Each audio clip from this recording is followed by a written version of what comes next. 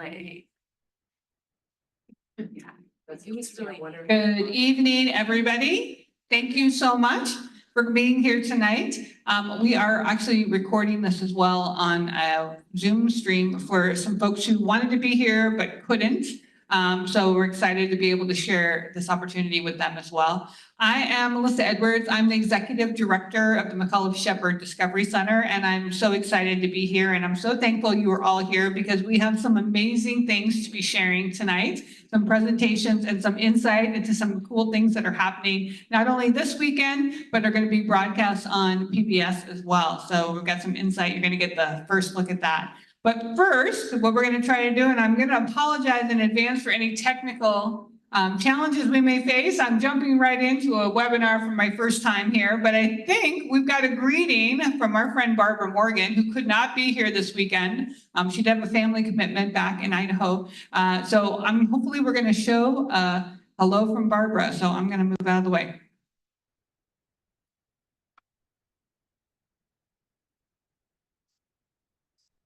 Everyone, hi New Hampshire. I am Barbara Morgan, and I got to work very closely with my forever friend and our forever first teacher in space, Christa McAuliffe.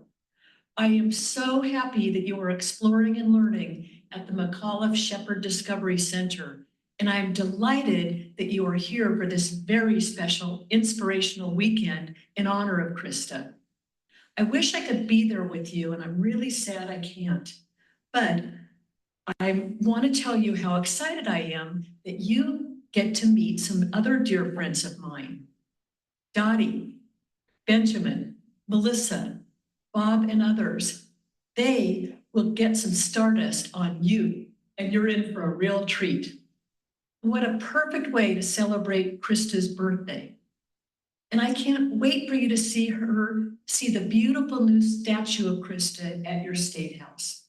Every time you're there, you'll see that wonderful twinkle in her eyes, and you will be so inspired to keep reaching for the stars. I love Christa, and I know Christa would love all of you. Thank you. All right, so again, a lovely message from Barbara Morgan. Very sad again that she couldn't be here this weekend. So with that, we're gonna turn the lights back up a little bit for me. Thank you, Amanda. There we go.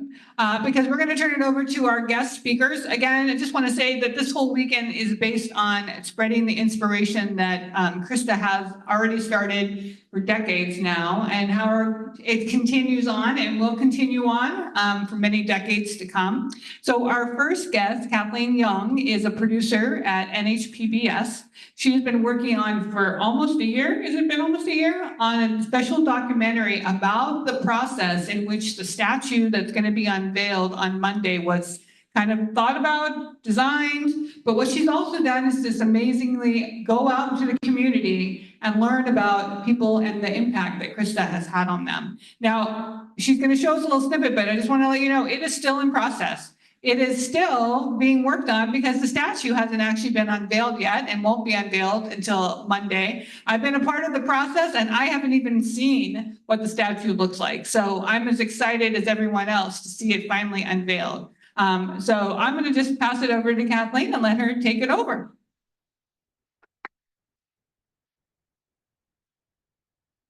Thank you, Melissa. Thanks everybody for coming out today. It's beautiful. I'm not a great public speaker, so I'm going to give this a whirl. And I'm going to read my notes. It's an incredible honor to represent New Hampshire PBS here tonight to celebrate Christa McAuliffe's 76th birthday weekend. Growing up near Concord, I vividly remember the excitement and pride when Christa was chosen to be the first teacher in space, and the deep sorrow we all felt when she was lost. As a producer, I've worked on numerous projects, but none have been as meaningful and impactful as this one. The idea for the documentary was suggested to New Hampshire PBS by Jean Gerlovskis, the former executive director of the McAuliffe-Shepard Discovery Center. In our initial meeting, Jean emphasized that this documentary should focus on sculpting Christa's legacy, literally the statue being created in her honor, and figuratively by showcasing how Christa's life has inspired millions of people around the world. She was adamant that this story celebrates Christa's life and not her tragic death. Initially, I hesitated to focus solely on Christa's life, believing that acknowledging the profound impact of her passing was essential. However, through further research and reflection, I understood why Jean was exactly right. My first step was to immerse myself in Christa's journey by reading news accounts and watching as many documentaries as I could find. What I quickly discovered was that most of them focused on the shuttle's disaster, the O-rings, the cold weather in Florida, rather than on Christa herself. I learned basic facts about her. She grew up in Framingham, was a Girl Scout, attended Framingham State, lived in Concord, taught social studies, not science, and had 2 children. The Concord Historical Society generously gave me access to their footage of Christa's appearances and speeches.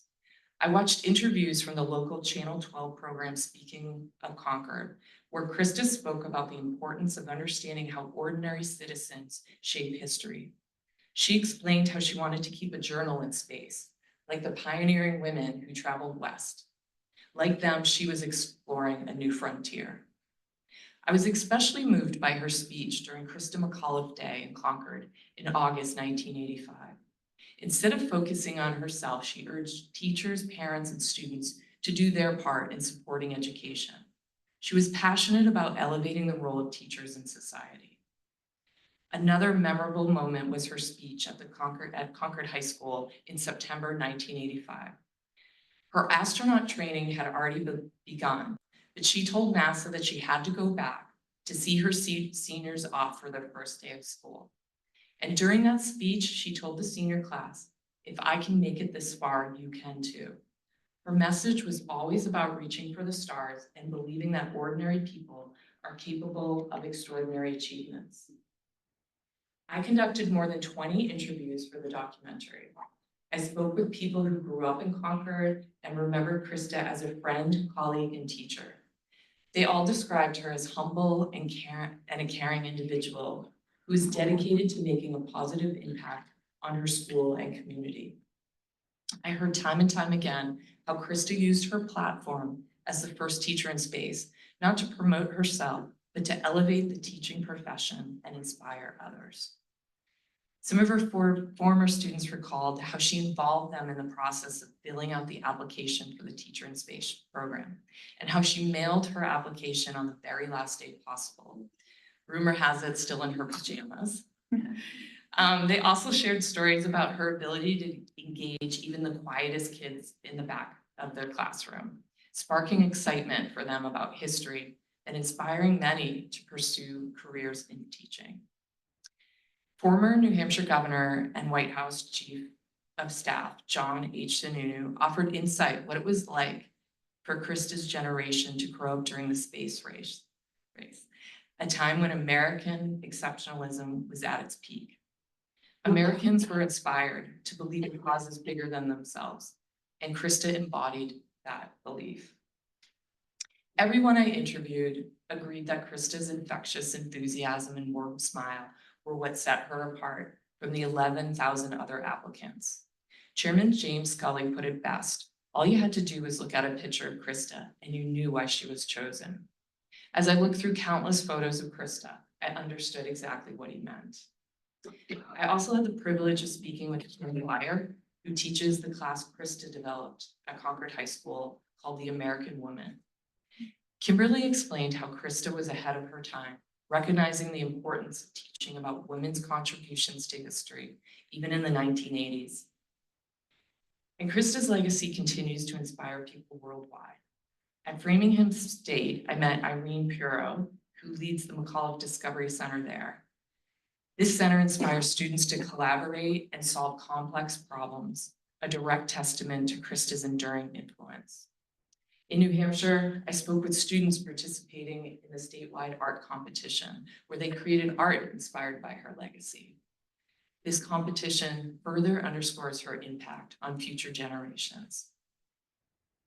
So there was no script for this documentary. The interviews are all woven together to tell Christa's story.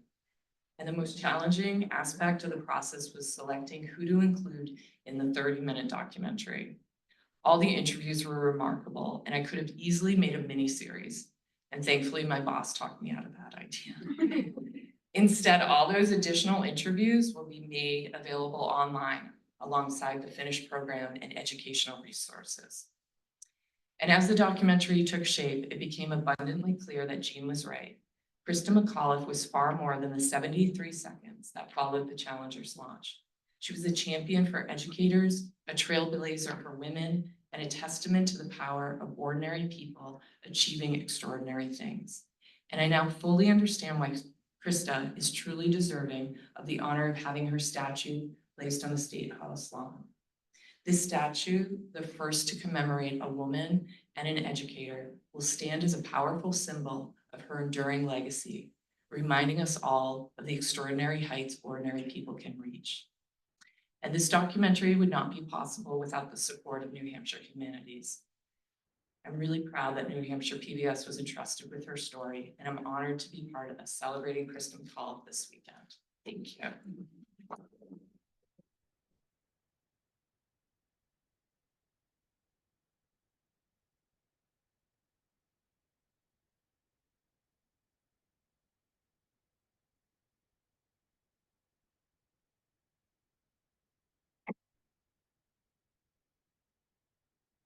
Good afternoon, everyone. I don't think the screen's on. Okay.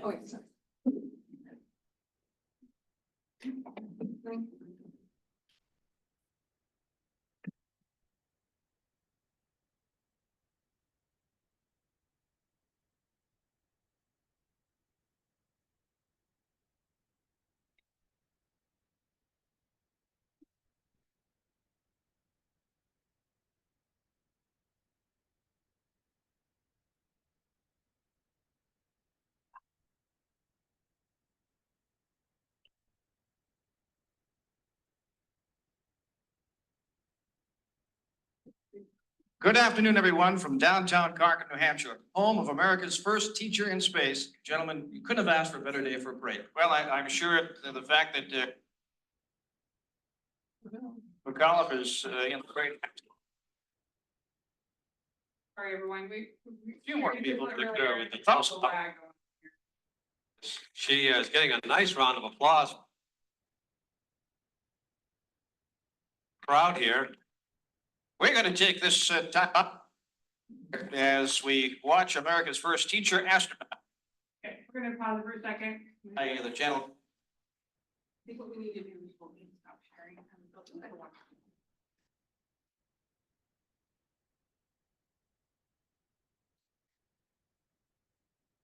Good afternoon, everyone, from downtown Concord, New Hampshire, home of America's first teacher in space. Gentlemen, you couldn't have asked for a better day for a break. Well, I'm sure the fact that Christa McAuliffe is in the parade has to bring out a few more people. Look at her with the Thumbs up. There it is. She is getting a nice round of applause from a big crowd here. We're going to take this time out here as we watch America's first teacher astronaut pass by the Channel 12 cameras. Everyone was just beaming with pride, like, hey, someone from Concord was chosen. This never happens to Concord, New Hampshire. The excitement in this city was so vibrant. People were so proud of her because we realized how much what she accomplished, what she had to go through. And the winner, the teacher who will be going into space, Christa McAuliffe. Is that you? The teachers in Concord High School in Concord, New Hampshire. Her pride became our pride. Who would know that this social studies teacher from small capital city, but grew up in Framingham, living in Concord, would be this national hero? This is Christa. You say Christa in New Hampshire, everyone knows exactly who you're talking about.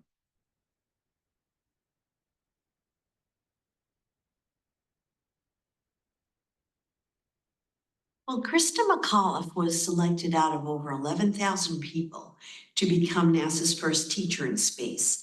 And that's because she had this incredible quality of enthusiasm and loving to learn. And of all the people that applied and all the interviews and all the training and all the testing, it was Christa McAuliffe, the Concord High School teacher, that got selected. You know, all you have to do is look at a picture of Krista and you can tell why she got picked. She just loved her job. She loved being a teacher, and she was just an infectious person. She was the perfect person for the job. I am so excited to be here. I thought it was an emotional experience when I was picked. That was nothing compared to this side. It's super. I am so excited.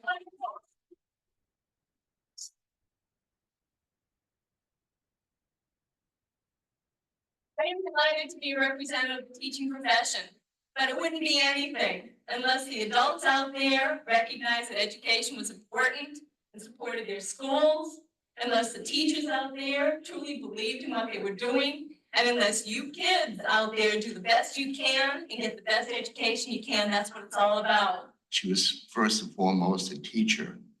And she said, this is a teachable moment for my classroom. I want them to share what I'm going through and how it doesn't just impact me, but it's also going to impact them as they go forward. There are great teachers, but great teachers aren't great because they teach. Great teachers are great because they inspire. And that's exactly what she did. And this year, it's a real special year for you because it's your last year in high school, but it's your beginning for what you're going to be doing in life. And you're going to be looking at all sorts of career opportunities. You're going to be looking at colleges and you're going to say, what am I going to do? What do I want to do? Reach for it. You know, push yourself as far as you can, because if I can get this far, you know, you can do it too. And I really hope you have a wonderful year, and I'm going to miss all of you. Thanks a lot. That was one of the things she said when asked about what she loved about teaching. She said, I touch the future, I teach.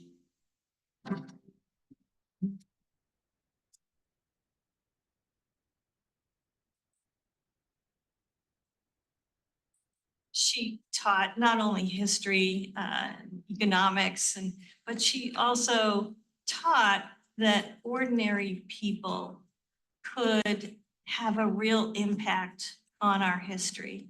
This idea that an ordinary person from my town could do this extraordinary thing was incredibly inspirational.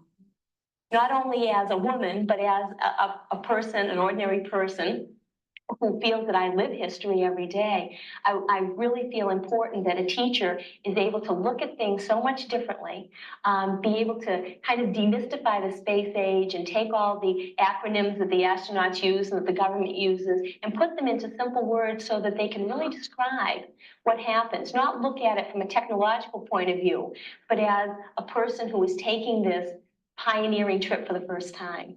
You know, she talked at the time that she wanted to take on the role of the pioneer women that went west. But now, as they say, it's the new frontier space. And she wanted to honor the past, but she also wanted to bring something of the future. And I think she did that. So while she was here, she created a course called American Women's History. And it's ironic that we're sitting here having this conversation about her when her goal was to have teenagers see the role that ordinary people could play in history. She wanted to make sure that ordinary people, particularly women, their contributions were recognized and seen as important because they were important. And so now she's sort of like a piece of that record. She wanted people to enjoy history, not just open a book and read it and regurgitate it. She wanted people to learn it and like it and live it. She was an educator who understood the power of being an educator, that she was inspiring the next generation. And she is also an inspiration to other people to go into the teaching profession. I think sometimes students look at teachers and it's kind of, well, you know, that's not an important job, and it is. If we didn't have an educated electorate, we'd really be having some problems.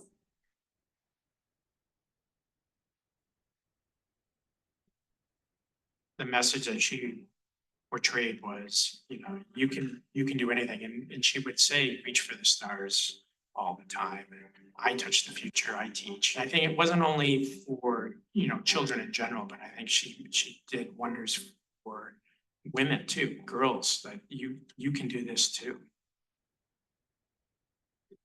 I mean, it's not lost on us that we have a bunch of old, hundreds of years old men on the front of the State House lawn. The fact that it's 2024 and there hasn't been a new statue added to the State House Plaza since 1910, I believe it was, when Franklin Pierce's went up. It's certainly past time. I believe it was late one afternoon, the governor came in and he said, hey, I want to put this on your radar. I really think that we should think about putting a statue of Christa on the State House grounds. I was overjoyed. I said, let's do it. Let's get it done. Then we had to think about the things that it was going to take to do that. And one of the conversations we had was that it should be done by a commission. So we were created to establish a lasting legacy for Christa McAuliffe and put the first statue of her and of any female on the front of the State House lawn. I think everybody basically just kind of figured out it was the right thing to do. And it wasn't just about Christa, her being the first woman that would be a statue, but who she was and what she exemplified.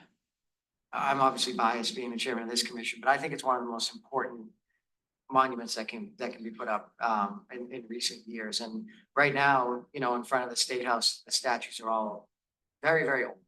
And so this one is extremely important.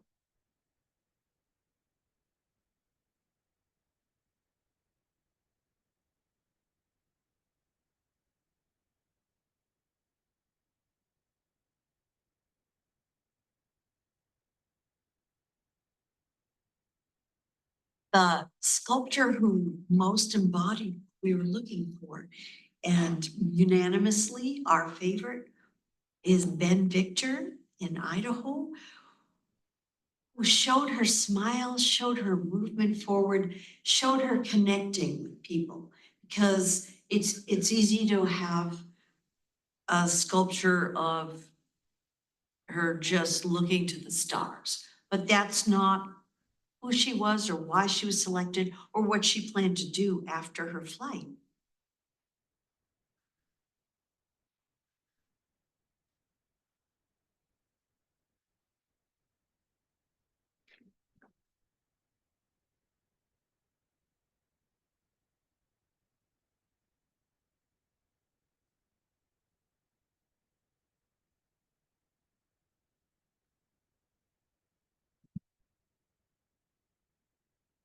All right, well, that was fabulous snapshot there, and I am so excited to see the whole thing. And I'm just gonna put a little plug in. We're gonna be the home of the world premiere.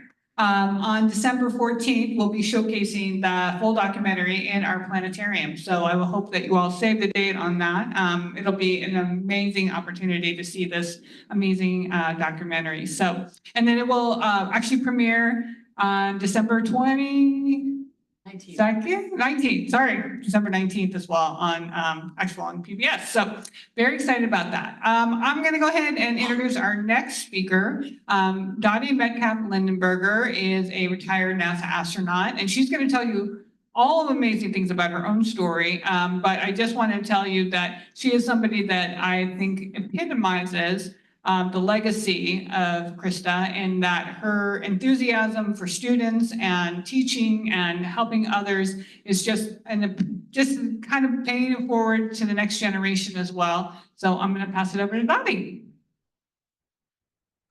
Thank you so much, Melissa, and thank you, Kathleen. It's really beautiful. It's an honor to go after this and to think about how Christa's life touched my own life, and as she said, touches the future. So I'm going to talk about touching the future, but it has to go back a little bit in the past. So there are three things that I think are really important in all of our lives, and I think that, as you saw in some of the clips too from Christa, that she touched upon, and curiosity, of course, is one of the biggest things. But I also think we always want to keep people challenged And then we have to be courageous. And courage shows up in many different places in our lives. So in curiosity is what started my journey. And it's what will keep me going forward, I think, every single day, as I too am a mom of a kid who's heading into her senior year. I show this picture. This is me in 1983 in a little town in Colorado where I grew up, Loveland, Colorado, in elementary school. And I had two parents as educators too. And my mom had been a high school math teacher, but then when she had my sister and I, she took off from working and was our mom. And my dad had been a science middle school teacher and shop teacher, and then he went on to work for Hewlett-Packard. So that's why we were in Loveland, Colorado. We used to roll televisions into our classes to watch shuttle launches because it was that big of a deal. So in first grade, I would have watched the very first shuttle flight, STS-1, and we were continuing to watch over the years. In 1983, in June, so I may have actually just watched this one at home because usually our schools got out in May in Colorado. We watched as Sally Ride became the first American woman to fly in space. And my parents are the same age as Christa. My dad is just slightly older and my mom is just slightly younger. So that would have also not been lost on them. And especially when you have two daughters and you're STEM people, they wanted us to know that anything is truly possible. So when I went back to school and my teacher asked, "What do you want to be when you grow up?" I now felt like it was possible to be an astronaut. But as a third grader, you don't really know how to become any of these things. So it would be important for me to keep having experiences throughout my life that would help me understand, how do you get on a trajectory that helps you be an astronaut? Well, of course, rolled into my classroom in January of 1986 would have been a television. And I too know where I was on January in 1986. But as Kathleen showed in capturing the life of Christa, is that it was really that whole fall that we had been building up. And we were captured as students by Christa going into space. Because in my family, for sure, I knew what teachers did. And so it was so amazing to think my parents could essentially go to space, right? Like Christa's journey is the journey of what all of us understand as a teacher has been telling us about it and getting ready for that day. So in middle school, oh, I'm going backwards now. I had a very influential teacher, Mr. Jordan, who is kind of that spark, that person who saw within me the ability to be a scientist. So not just having parents, but having people from the outside who see you doing the things you want to do. And in 1990, when I finally was in a 9th grade and I applied to go to space camp by writing an essay on why I thought we should go to Mars, I didn't take first place, I took second place. My parents still sent me down to Huntsville for this opportunity of a week of learning about literally how to go to space, like how, not only how we do it on a space shuttle at that time, and how we got to pretend and be a part of the mission, both as mission control, but also as astronauts playing the part. But then we also heard from Marshall Spaceflight scientists and engineers tell about their journey to getting to work at Marshall Space Flight Center, like literally understanding how to get to work at NASA. And in April of 1990, something else was really special happening. The vehicle Discovery was taking Hubble into space, something that would inspire us to this day about what is not only making our solar system beautiful and unimaginably gorgeous, but also how does our universe work? And so when I came home, I built the model of Discovery and I hung it in my bedroom as a physical reminder that this is what I want to do when I grow up. And then I went off to college. forgot high school. I continued doing STEM, and I was in Science Olympiad, so continued to really enjoy that. But then I went off to college to Washington State, so to the other side, but pretty much the same type of latitude as New Hampshire. And that is where I found that I really wanted to be a geologist. Like, I knew that I wanted to be in STEM, but I found out that geology was for me. And with many other students, worked outside of Yellowstone National Park one summer doing an internship that probably changed my life because of just all the experiences that we had, from bears to rocks to looking up at satellites to just growing up. And so in 1997, my trajectory, I thought, was that I would head off to the Peace Corps. I was graduating, I had this diploma in hand, go teach in Kazakhstan, English as a second language, and then come back and go back to getting my master's and PhD. And I thought I would really work at the Jet Propulsion Laboratory, where geologists are used because we're exploring those rocky regions of our solar system. So I thought that was my trajectory.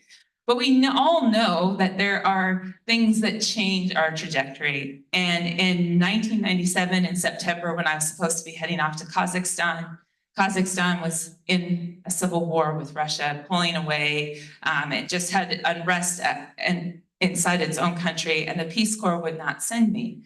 So then I didn't know what to do, but my parents said, you were going to teach English, and you're not even certified to teach English, but you are a scientist. You could teach science if you wanted to. So I went back to school, and I became a high school science teacher. But I'm also endorsed because I have a minor in history. So I'm also endorsed as a social studies teacher. And I did find, just like Krista did, that, sorry, it's kind of emotional, but when we teach, we really do touch the future. And this student has no idea how she probably completely changed my future. But she raised her hand one day and asked, how do you go to the bathroom in space? And I didn't know. And this really curious question took me to the internet, where I found the answer of how you literally use the space shuttle toilet. But I also found that they were hiring teachers as part of the 2004 class of astronauts, because Krista's backup, Barbara Morgan, had been a part of the process demonstrating that teachers can fly in space. And so I applied. And in the interview process, I found out how you use the bathroom in space, and I took that picture back to my students. But then I started on my journey of being challenged. So I thought I would tell you a little bit now about some of the skills that are still very applicable from the past, but also into the future of preparing our Artemis crews and our International Space Station crews. And they prepared Krista and I for flight. So the skill sets that they look for in astronauts that we have to build is, of course, teamwork. My team is on the left there. The 14 of us are the class of 19 in 2004. And of course, Krista's team, the Challenger crew down on the right. We came out here for our survival training. We were in Maine, where we did our wilderness survival and really just kind of getting to know each other as teammates. And then we did our water survival training, probably my least favorite training, in Pensacola, Florida. And the reason I won't say that this is my least favorite training is because it feels like you're being forced to drown, every event. But as a team, we came together and we all made it through. Then we went back into the classroom. And maybe this was the easiest part for the three of us that were teachers, because now we were using our classes to literally learn about the systems that we would be using. So all astronauts go through flight training. This is not because we're going to turn every single one of them into a pilot, but because the cockpit of a plane and the actual risks that you take when you're flying in a plane is very much like space flight. And we can get in planes often and frequently, but we can't get in spaceships every day. And so we started out with the simpler prop plane in Pensacola, and then we moved on to flying in the T-38 jet. And so you saw some clips of Christa getting into that T-38, but the T-38 is still used today. A plane that was designed and flew in the late 1950s is still being used to train our astronauts' crews because it's a jet that flies faster than the speed of sound that requires at least 2 team members flying together. It can be flown solo by a certified pilot, but it's good for 2 team members. And it really puts us through the scan patterns and through all the preparation in just a short period of time that helps us demonstrate we can fly in space. In my case, and in Chris's case, we also then learn how to use the space shuttle through trainers called single system trainers, and then through the motion-based simulators and through fixed-based simulators as well. Now we're training astronauts on the International Space Station, which is different, of course, than a vehicle, but they have to fly on vehicles to get there. This vehicle is different because a lot of it is controlled from the ground, but the people living there have to engineer and work and fix it. So they become the electricians, the plumbers, you know, the people that do all the work and the scientists as well. And now we are flying on new vehicles. This has been a change to help us get into that future, to go further in our solar system, or just to get back and forth more safely. So here we find the Orion vehicle, which is being designed to fly crew members on Artemis 2. And then SpaceX, the vehicle this is the Dragon from SpaceX, and the Starliner from Boeing. Astronauts have to fly robotic arms. When we get back to the moon, we will also be working with robots themselves and with rovers. So the cool thing about this is reminding kids that playing video games might actually be helpful in their future jobs because flying a robotic arm is using a lot of different hand controllers, virtual reality, right? Like all these screens that help us think about the angles of arms. Or in the case of rovers, actually getting to go out into the Mars yard and use that vehicle.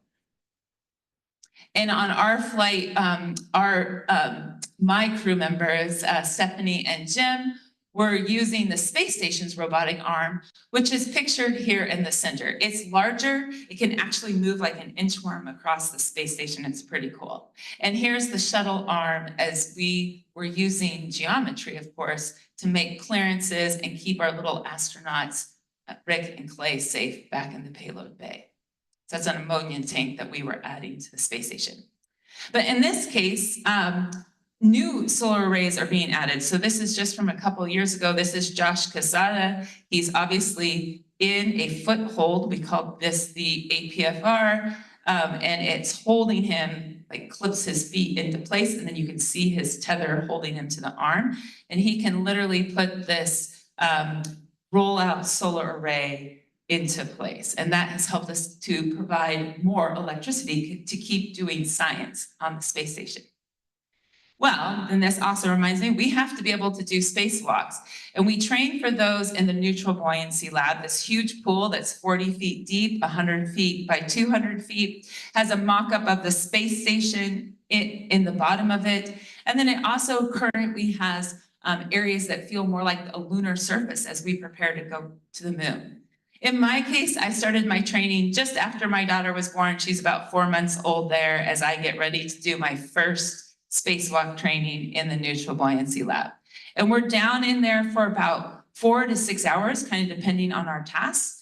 And it really feels like you are floating, of course, in space. When my crew got to orbit, I didn't actually end up doing a spacewalk. I would have really loved to. I thought that would have been a real challenge, but I was the backup to Rick and Clay, and so Jim and I were getting them suited up, and then they would go into the airlock here, and we'd send them out for their spacewalks. And so my job was to talk to them for those 6 to 8 hours that they were outside, 3 separate days. And they were installing a new ammonia tank, which helps to keep the outside of both the outside and the inside of the space station cooled. And then we also had other pieces of equipment that we were fixing while we were up there. So this is Rick doing his spacewalk, which again, I feel is like a misnomer because it's really a space handstand. He never walks when he's in space. But of course it comes from the Apollo days. And we'll be back out there doing that again. And then, like I pointed out, one of the biggest things as we continue to go further and further in space is that we will be fixing and installing equipment. So here, a Washington astronaut, Anne McLean, she's installing what we call the refabricator, but this is a demonstration piece of equipment that is literally melting down the plastic around our food and turning it into filament that can be used in the 3D printer that Samantha Cristoforetti was one of the first people to use on orbit. So it's awesome to see. We think 3D printing will be what helps us build the structures on the lunar surface as well as we go out to Mars. And in this International Space Station, we've done over 3,000 experiments, and we will keep doing more and more good science. So Jeanette Epps is currently on board the International Space Station, and here she's helping pack up blood samples and urine samples to be returned to Earth. And over here, I just pulled two of again, these 3,000 experiments. But of course, plant growth is important because it will not only provide us nutrition as we go out in space, but also make nutrition back here better as we have areas of higher drought and places where we need, have limited soil, enriched soil. How can we grow healthy plants to feed human beings on Earth? And then the fun part, astronauts have to take care of themselves when they're in space, whether or not they're living in microgravity or 1/6 gravity or 1/3 the gravity, depending on if you're on the space station or the lunar surface or on Mars.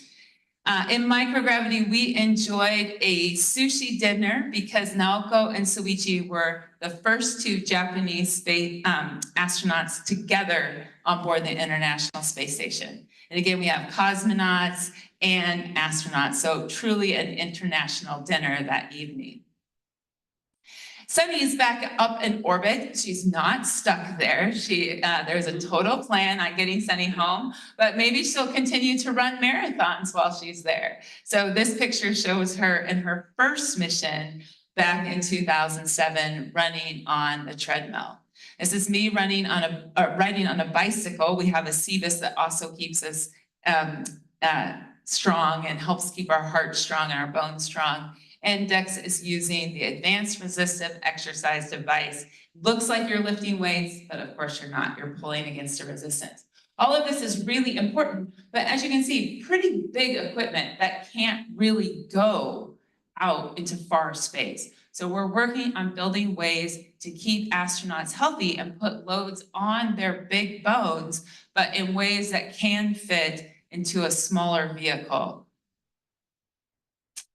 And finally, in addition to being curious, challenged, of course, it's important to be courageous.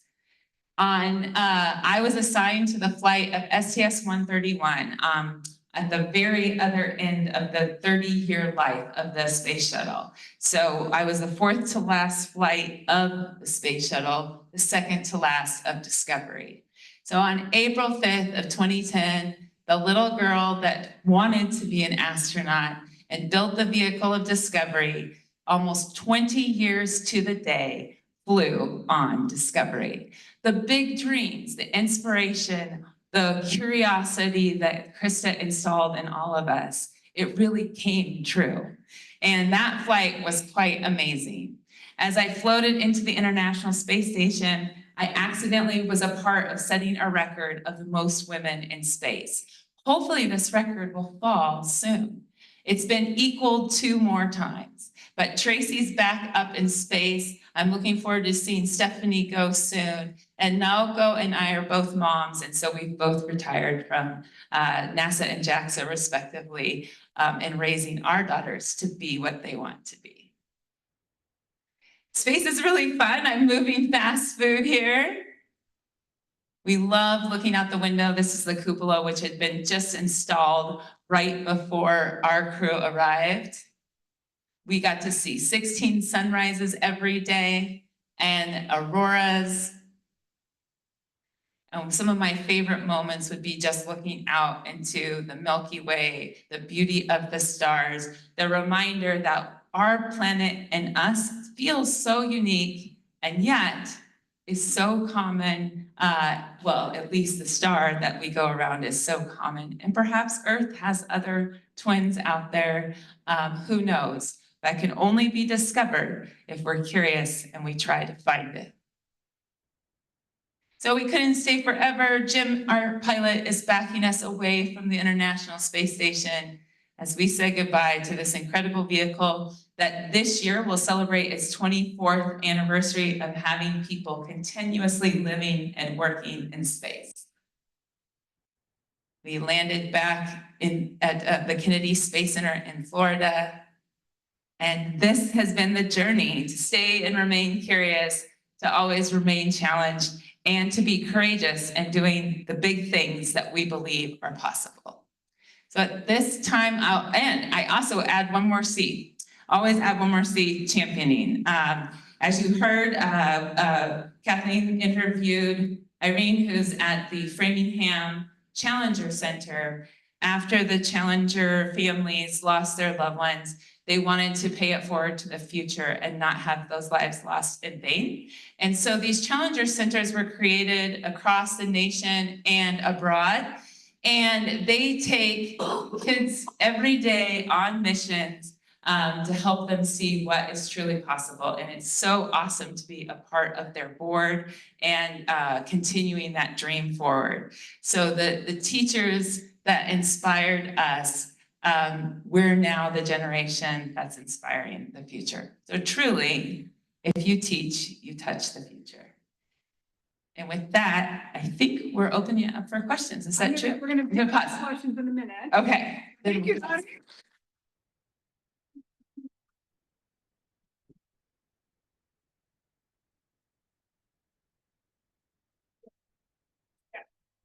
All right.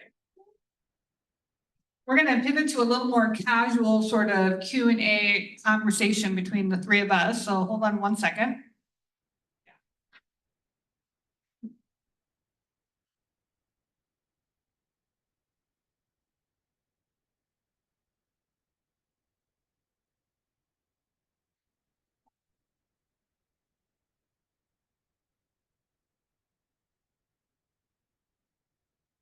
So this was the opportunity. I know we've probably got some space related questions, but I wanted to take the opportunity to kind of talk about the weekend in general and the inspiration theme that we're doing here. And I want to really hearken to, there's been some comments that have been made, and we think about where we're celebrating Christa's statue, but it's been since 1914 that there was a statue and there's never been a woman statue on the grounds of New Hampshire. So what I wanted to ask both of you is think about what Christa represented in terms of where we are and thinking about who can go to space, and maybe think about what you were mentioning about Sally Ride, seeing representation, and maybe how important it is to see representation for anyone who wants to aim high for the stars, and what this statue really could represent for any of our young people or even older people who are out there.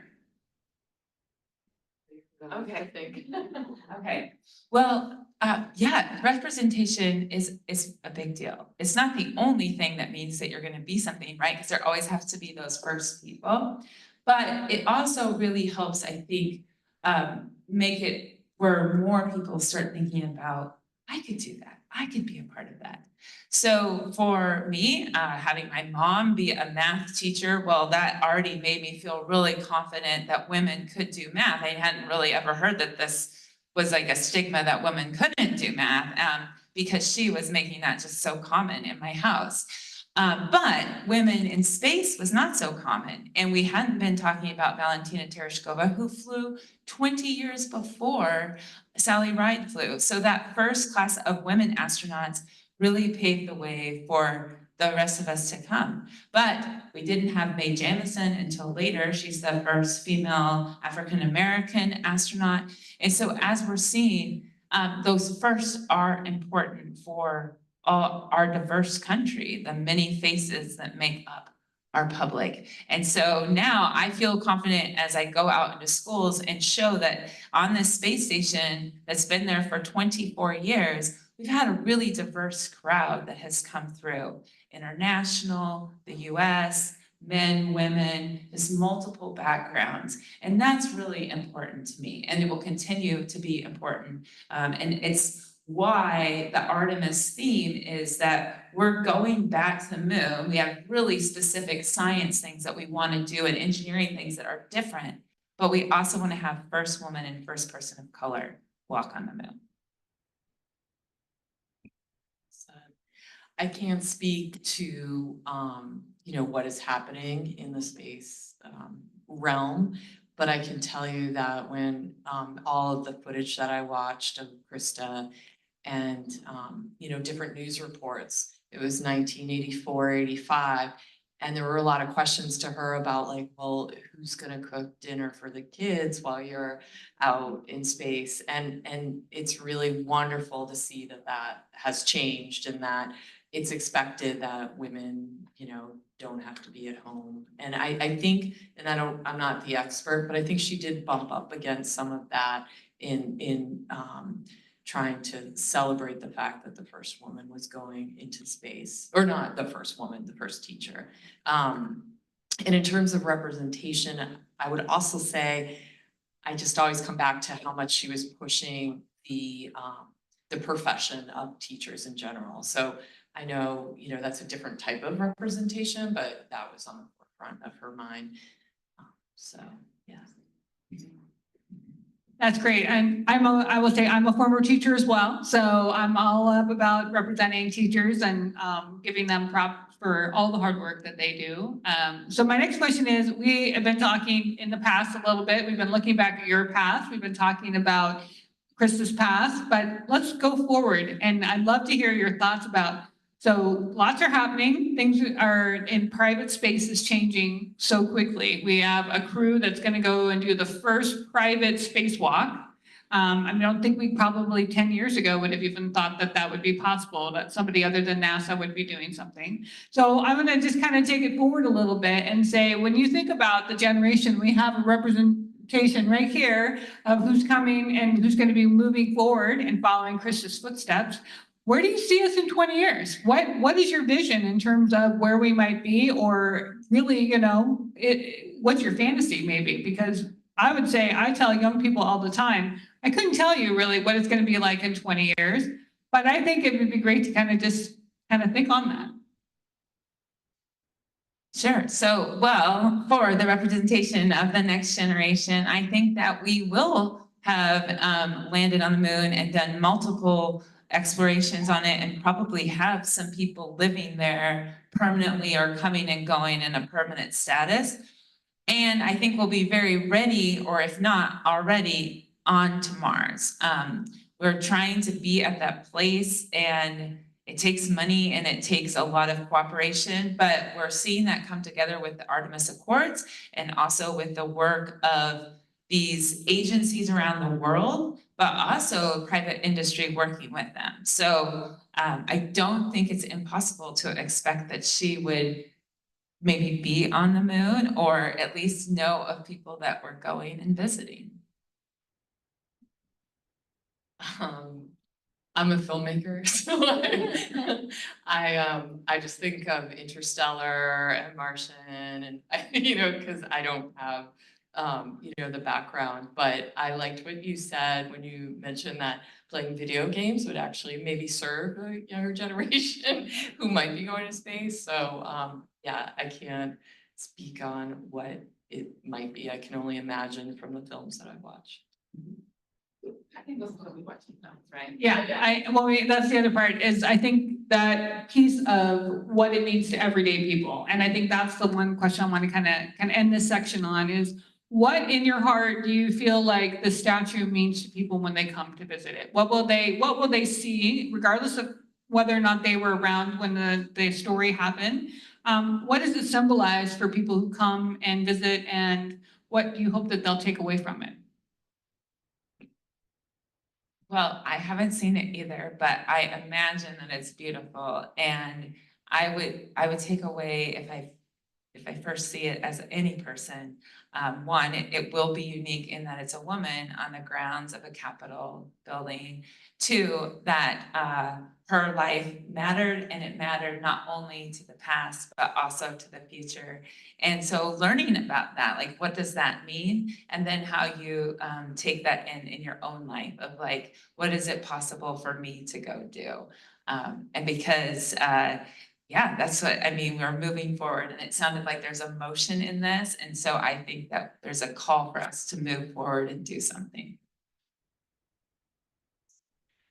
I think about it in different generations too. I think the generation that grew up and remembered the tragedy, I think it's symbolic of that we're healing now, and it's so raw for so many people still, and that you know, in the documentary we talked a lot about celebrating her life and not her death, which I spoke about, and it seems like the right time, you know, that that's happening. That because you talk to people in the state, I'm sure you all feel that way. It's, you know, you still feel sad, you know, when you think about that moment. And Jean had told me that when, and I'm sure people who work at the center know, you know, people are really quick to tell their stories about where they were when the tragedy happened. And it's amazing just working on the documentary, how many stories that people wanted to tell me. And it's a lot, it's, you know, and I think this statue will represent now moving forward past that. And what she symbolizes is exactly what you're saying, is that there's, you know, a future and to aspire to something bigger than yourself. Maybe also going back to what John H. Sununu had said, which is, you know, trying to do something bigger than yourself, you know, and that's really what I think that statue means. But that's our generation, and I think the younger generation is still figuring out who she was and why their parents were so sad when they talk about her. And I've seen a lot of the students from Concord respond to her, and now they're going to be able to go see the statue and learn what she meant. So. Those are great. I add on that too. I think that we have a tendency to want to try to forget the sadness and the mistakes of the past. And I think if anything, Krista's legacy is to let us remember that we have to always be vigilant, right? We always want to be aware. We always want to pay attention. We want to make sure that her gift to us is that ability to know what can happen if you don't, and to really be thoughtful about that. And I think she's a living reminder in a metal statue of that, and yet also, like you're saying, thinking the forward, thinking the future, and what can come ahead, and we're not going to forget her. And that, you know, hundreds of years, hopefully, she will be standing there and be joined, hopefully, by other women and other people of color who can also represent amazing things. But she's a part of our memory altogether. So I love that we can keep that together, feeling about her. So. Great. Well, thank you both so much. All right, I'm going to open it up to anybody who wants any specific questions. I want to ask anything at all about space. Yeah. Yes, I flew in 2010, and in 2010, I was 33, I think 33. Yeah. So 33. Yeah. No, I was hired when I was 29. So I wasn't the youngest astronaut. Tammy Jernigan is the youngest astronaut hired, but I was one of the younger astronauts hired. But yeah, my daughter was 3 years old when I flew. I wanted to train to take, your granddaughter was 4 months old when you started. Oh, actually, I started my training before my daughter was born. So I was hired in 2004. My daughter was born in 2007. So my initial training, like that we all come in and do as a class, is currently it's 2 years for astronauts, because going to the space station also includes a language portion now of learning Russian and being to a certain proficiency level. So now it's about 2.5 years. But for our class, it's about 1.5 years to do all that training. And then you get assigned jobs and you work for the office. And then had my daughter and you continue training. So I did my spacewalk training after having my daughter. And also I think my robotic training was also some of that done after I had her. Then I was assigned to the flight in 2008 and flew in 2010. So we were only supposed to have about a year, a little over a year for training, but our flight kept slipping. It's very common to keep slipping to the right. And so that training kept going on, which is actually really lovely because you just get to be better and better friends with your crew and also with the people that are training you. Yeah, so that's how old I was when that was happening. Oh, is there an age limit to flying? No, I mean, John Glenn flew when he was in his 70s, and we're seeing several astronauts now go up in their 60s. It's really a health limit. So they're just looking to make sure that everything's going okay with your body, and the amount of radiation that you've received, because they are watching that as well. But yeah. I'm just wondering about other physical characteristics such as height, weight, etc., whether there are any parameters or restrictions. Oh yeah, the parameters. So yes, there have always been parameters, and the parameters keep changing. So you know, you couldn't be a woman at first, like when they were first hiring astronauts, and they're even the women, the Mercury 13, who had flown and had experience and demonstrated that they could pass the test that the same Apollo men had passed. There were some tests they were definitely better at.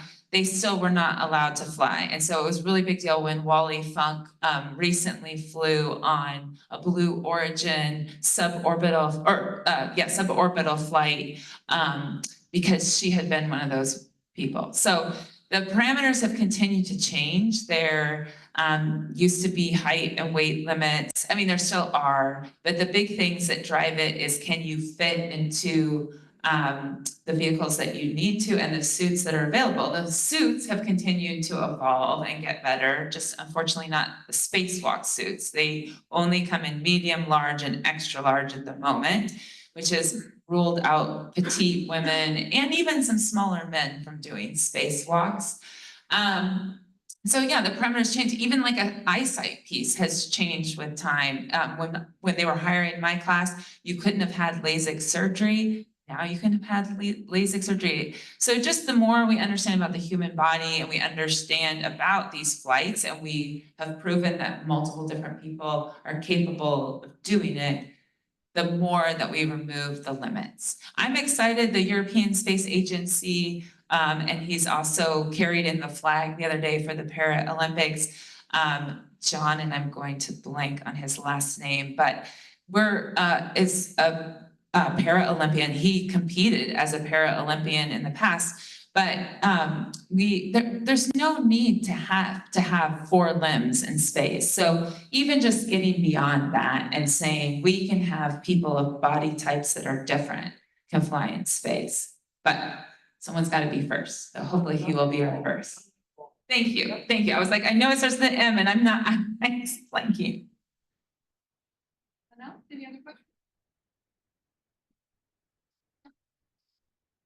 So you mentioned moving on to Mars and such. Do you suppose that it would be something similar to an Orion capsule that would be going there with 4 people? It will probably have a capsule component. What will probably happen is that there will be added vehicle pieces, right? Like rendezvous in space, and then essentially like almost making a train as a vehicle so that you can have a larger mass going out that direction where we have more volume, where people could exercise, have more space to make this journey through space for 6 to 9 months. So that's what I have kind of imagined as we've watched what NASA and the other agencies have been working on together, kind of what they're projecting us doing. Because you're going to need a lot of stuff pre-positioned. So there'll be there'll be flights that go out ahead of time, that are uncrewed, pre-position the materials. Maybe there'll even be some robots that assemble things and build things and then bring the people in later. And again, bring in something where people can take care of themselves and do all those things I said. Not the same volume needed for the space station, but definitely larger than a capsule. Yeah, that's gonna be cool. Yeah, what's your question? My favorite is jet. You like a jet? Yeah, I like jets too. It's really fun to fly in. She wanted to ask what your favorite airplane to fly is. Well, my favorite was the T-38. Yeah, because yeah, I mean, I flew it. I always had a pilot in command in the front seat, but as soon as it was off the ground, I could take the stick. I took over the comms, the navigation, and we could fly away. And it's super responsive once you know how to adjust the throttles along with the altitude adjustments. I mean, it's just an awesome plane. I learned how to do aerobatics. We take it out over the Gulf, break the sound barrier. So it's a super fun plane. I fly it formation, fly it in tight in formation. Pretty cool. So, yeah. Oh, yeah. I love your curiosity, so go for it. Now tell me, will they be sending the astronauts up to the station and then flying there to the moon? Well, not from the current International Space Station, but to a space station that will go around the moon. So there's the concept of Gateway, which is a space station that will make a halo orbit around the moon that's in a polar orbit. And we want to do that because we would like to get to the South Pole and check out water. And by having a space station there, it allows you to have a kind of a safe haven. It also allows you to do science and have a way to get back and forth. And then they've talked about, yeah, maybe we will use that to even get further out into space. So it could be perhaps even how we get onto Mars. That's one of the concepts. Say that they want to find water. Mm-hmm. Now, they've indicated there is water. Yes. I know Yes. they indicated that there's water in Mars. Right. But they've also found indications of the presence of water frozen at the South Pole of the moon. And so knowing that, but to what quantity is it easy to extract? I mean, these are things that we would want to know before we send people to live there. Otherwise, you got to get water there for them. And we'll probably still have to have water there or turn rock into water by extracting the hydrogen and the oxygen from the rocks. And that takes a lot of energy. So there's going to have to be some really good engineering done, and it can be done. It just takes the money, the resources, the time, all those things. Yeah. Awesome. Yeah. Not really a question, but recently I started volunteering at the Discovery Center last year. And I love talking about the gravity and the lunar lands and my hobby and passion is astronomy, as Dave knows. But one of the things I lead my talk to, I found is we recently had a satellite that went to the South Pole of the moon and it tipped over. And I always ask the kids, you want to go up as future astronauts to straighten it out? A lot of people say, yes, I really do. I want to get up there. So it's fun to put that out there. Yeah, there seems to be real enthusiasm in the public to go on in space. We've seen it. There was just an article last year about just all the NASA gear even being sold at Targets and to all these stores. That there's an uptick in all of that. So space has always inspired people, I think. Even past generations, right, had to look up to figure out navigation and how to literally grow their crops and things like that because it was our calendar and our timekeeper, and it still inspires us today.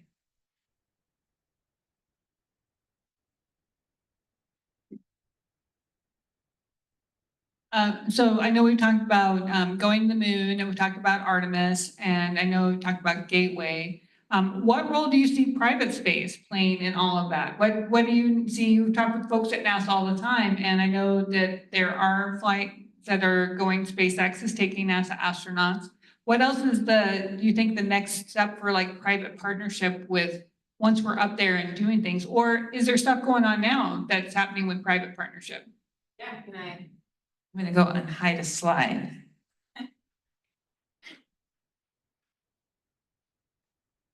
Because there are partnerships right now, so if I hit escape out of this.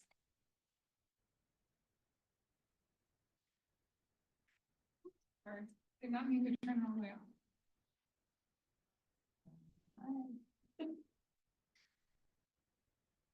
Well, let me, there we go.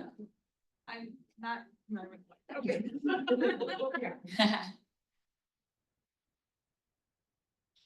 Yes, so this is a good example of that space station I was talking about that will go around the moon. And all of these entities are currently working on concepts and designs to make it happen. So you see some of the normal players, right? Like the NASA, the European Space Agency, JAXA, but you're also seeing industry, Maxar, who is kind of new to the area. We've got SpaceX, we know about them. We've got the United Arab Emirates are participating. So, of course, Boeing, Northrop Grumman, Aerojet Rocketdyne. So all these entities, both industry and countries, coming together to work together. This is already under play. So, yeah. It's and as far as I see, like, I mean, we have seen a lot, of course, from SpaceX of the reliability, the quickness of flying people into space. It'll be interesting to see this spacewalk. It will be demonstrating something that our early like Gemini flights did with, I immediately think to Ed White going out and doing spacewalk. It will just be something simple, but you have to have the simple to keep getting more and more complex. So I'm interested to see that and the new design suits that they made for SpaceX for this, because if that suit works, that demonstrates that suits can be more quickly made for lots of different body types. And that's really important because, like I said, our current suits on the space station are not made for all body types, and that has limited who's been able to do spacewalks. And from all these other groups, like it takes a lot of effort and creativity. I think the other part is being creative and thinking about how to do things differently and being willing to safely do things different. So there'll still always be those design reviews. And even though Starliner has had a hang up with Boeing not being able to return crew members on it, I mean, that's again a demonstration that we've learned from past tragedies like our loss of our vehicle Columbia, but we've turned it into understanding how to safely fly humans in space. So I think we'll see Starliner get it all figured out and eventually also going back and forth to the space station. Yeah. You got one on the back. Oh, yeah, go ahead. In terms of the reality of Gateway, in terms of timing and related to the current International Space Station now and deorbiting and the lifetime of that, are we gonna wind up with a potential gap of not having a space station up in orbit in terms of the reality of the politics, the funding, and all of the development and everything that goes on and how. This is like, I have to really have my crystal ball out, right? I mean, these are great questions and I don't know the answer to all of these. How I see it probably playing out is that the current International Space Station has agreements like in place to be international through 2030. And at that point, I think that's when some of these international partners will say, we can only really pay till 2030 and we're gonna back away. At that point, we've already got some of the science being done commercially anyway. So I think we'll see companies like Axiom probably step in and be like, you know what? We want to do science. We trust this. Many of the people at Axiom actually used to run the NASA space station, like Mike Saffordini. And so I just see them being like, oh yeah, I could probably step into that and we can run this commercially in a different way. And then that allows money to be freed up and work to be done. Of course, right now, work is going on the getting back to the moon with Artemis and building Gateway. So that stuff is coming in. So there probably will be some gaps. That's just kind of the way it has to happen when you're trying to have like lots of funding, big things come together. I said even like our flight kept slipping to the right. It's pretty common to see things slip to the right. But I think every effort is being made to have that gap be as small as possible. Yeah. A really good, like, how does it all play out question. That's a tough question. Sorry to put you on the spot on that one. Oh, no. And it's great. It's like, it always makes me go back and read more too. Like, of course, I'm retired from NASA, so I try to get as much information from multiple sources too, to keep up with what's going on. But I also have my other life stuff too. So I'm like, I try to stay current, but you may be reading things that are even more current too. So that's the great thing about curiosity. Yesterday, you were talking about sleeping in it's like a bedroom. It's like a closet. Yeah. Yeah, but set against the wall. Uh-huh.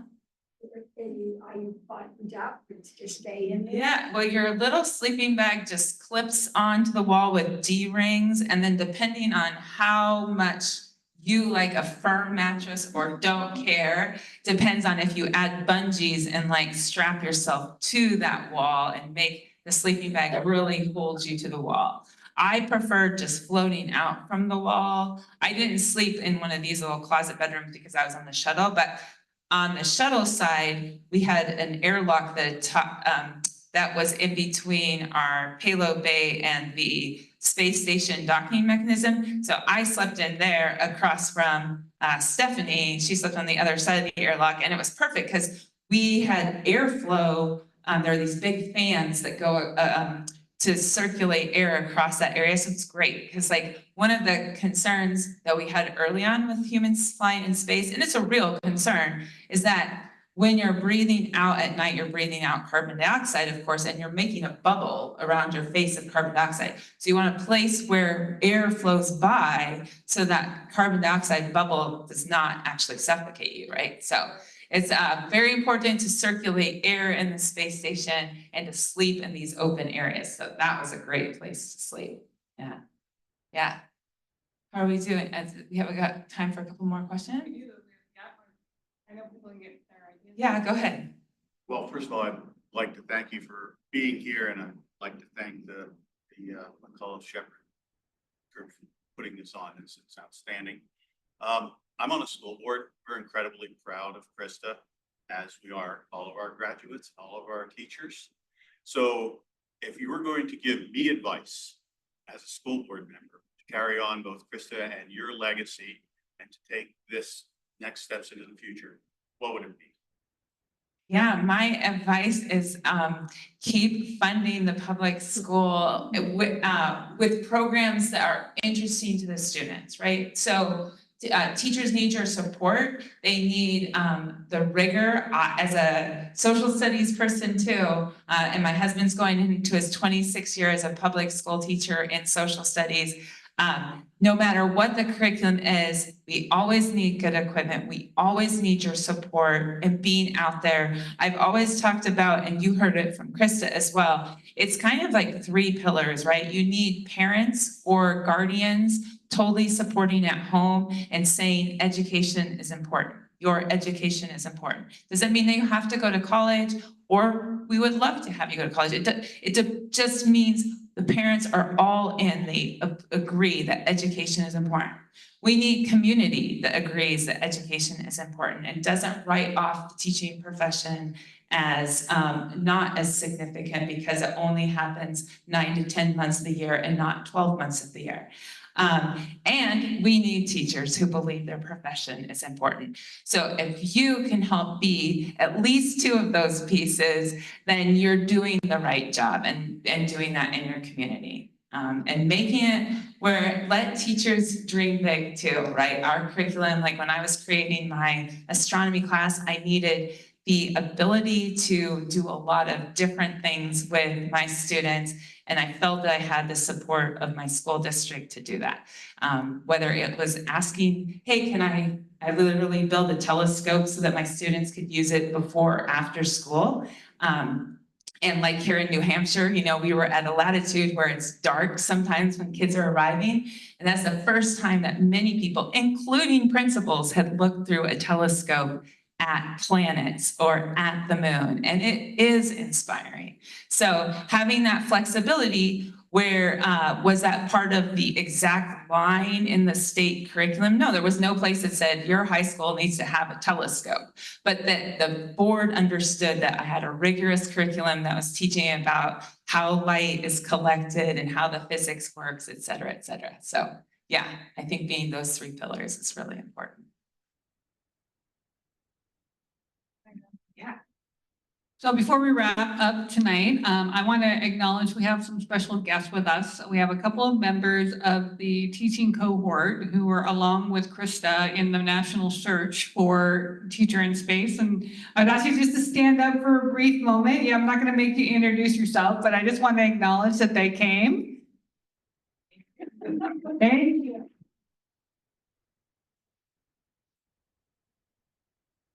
And you know, again, it is a legacy that continues on in all of us. And I'm just so thankful that you all came tonight.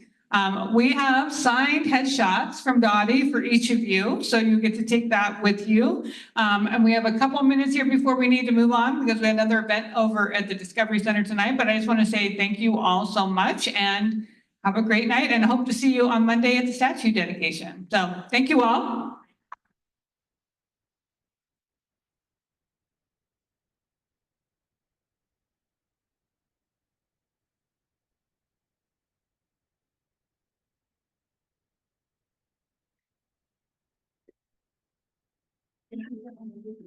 Love you do, or I think you.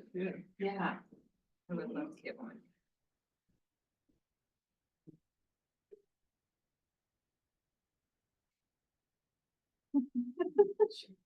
That's it. Oh, so cool. Oh my gosh, thank you so much. See, you can get one of these. Oh, thank you. I love your videos. Awesome. I lived underwater, did you know that? For like 2 weeks, I lived underwater too for a different mission. You're amazing. Thank you. Thank you. I just wanted to trust this. Yeah, it was great. Well, we're really great. We're incredibly.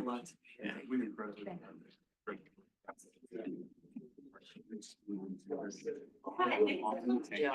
loved all your stuff. I'm really glad you came curious. Yeah, I love it. Well,